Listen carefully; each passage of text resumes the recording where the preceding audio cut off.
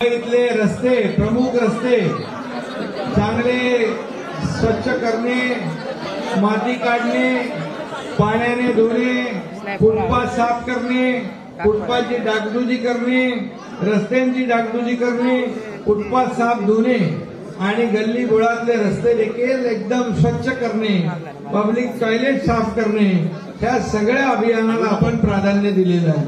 आणि म्हणून या अभियानामध्ये फक्त मुंबई हे अभियान डीप क्लीन ड्राईव्ह फक्त मुख्यमंत्र्याचं नाही, फक्त महापालिकेचं नाही, तर तुमचं आपलं सगळ्यांचं हे अभियान आहे। या चळवळीमध्ये आपण सगळ्यांनी सहभागी होऊन या ठिकाणी हे अभियान यशस्वी करायचं आहे। आणि मला मगाशी हे आपण जे डीप क्लीन ड्राईव्ह घेतलंय याच्यामुळे खूप काही दिवसांनी एवढा दृश्य स्वरूपामध्ये आपल्याला बदल झालेला दिसेल, प्रदूषण कमी झालेलं दिसेल, रोगराई कमी झालेली दिसेल। आणि म्हणून हा आपला हे अभियान आपण मुंबईत राबवतोय। हा मुंबई पॅटर्न हळूहळू संपूर्ण राज्यामध्ये आपण राबवणार आहे आणि आपल्या सरकारच्या वतीने या ठिकाणी स्वच्छ म्हणजे महापालिकेच्या माध्यमातून आणि राज्य शासनाच्या माध्यमातून स्वच्छ मुंबई, सुंदर मुंबई, निरोगी मुंबई, प्रदूषण मुक्त मुंबई आणि ड्रग फ्री मुंबई। आता ड्रगचे साठे देखील खूप मोठ्या प्रमाणावर पोलिसांनी पकडले आणि म्हणून हे सगळं साफ करायचंय। गेल्या अनेक वर्षाचा कचरा घाण स्वच्छ करायचंय आपल्याला। आणि म्हणून मी स्वतः मुख्यमंत्री असलो तरी स्वतः दर आठवड्यातून एकदा मी या महापालिकेच्या कर्मचारी अधिकाऱ्यांच्या बरोबर या स्वच्छतेची माहिती घेतो, पाहणी करतो आणि स्वतः त्याच्यामध्ये उतरतो। आणि इथे आल्यानंतर पोलीस हाऊसिंगचा विषय मला पोलीस ताईंनी दिलेला आहे आणि वर हात केले, तुमचं लवकर बैठक घेऊ आणि आपण त्यातून मार्ग काढूया।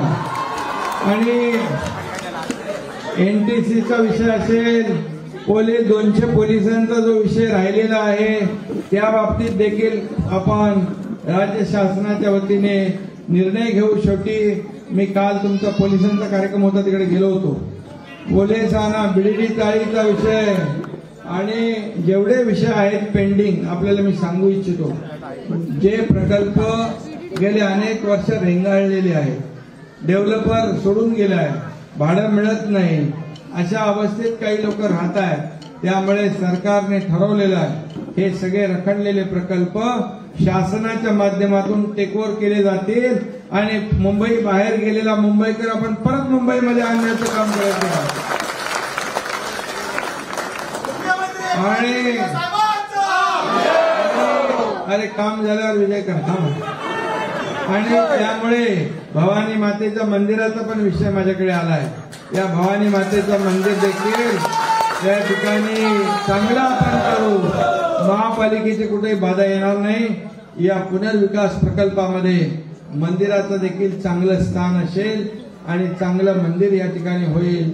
शेवटी मंदिर असल्यावरच सगळ्या गोष्टी आपल्याला आशीर्वाद मिळतो। आणि म्हणून हे रखडलेले प्रकल्प अनेक वर्षाचे आहे। थोडा या ठिकाणी तुमचं निवेदन मला मिळालंय ते वाचतो आणि म्हणून आपल्याला मी एवढंच सांगतो, हे सरकार सर्वसामान्य लोकांचं आहे, सर्वसामान्यांना न्याय देणार आहे। म्हणून 1.5 वर्षामध्ये आपण घेतलेले निर्णय आपल्या समोर आहे। एक धाडसाने निर्णय घेणारे सरकार आहे आणि म्हणूनच मुंबईमध्ये अशा प्रकारचं अभियान आपण सुरू केलंय। एक लोक चळवळ होईल आणि याच्यामध्ये एनजीओ, नागरिक, विद्यार्थी सगळे सहभागी होत आहेत। त्यामुळे ही मुंबई ही आंतरराष्ट्रीय दर्जाचं शहर आहे। मुंबई भारताची आर्थिक राजधानी आहे। त्यामुळे मुंबईला साजेशा सुविधा या ठिकाणी राज्य शासन आणि महापालिकेच्या माध्यमातून दिल्या जातील। आणि आपले जे काही प्रश्न आहेत हे प्रश्न सगळे आपण एक बैठक घेऊ, या बैठकीमध्ये त्याच्यावर चर्चा करून आपण त्याच्यावर निर्णय घेऊ। धन्यवाद। जय हिंद, जय महाराष्ट्र।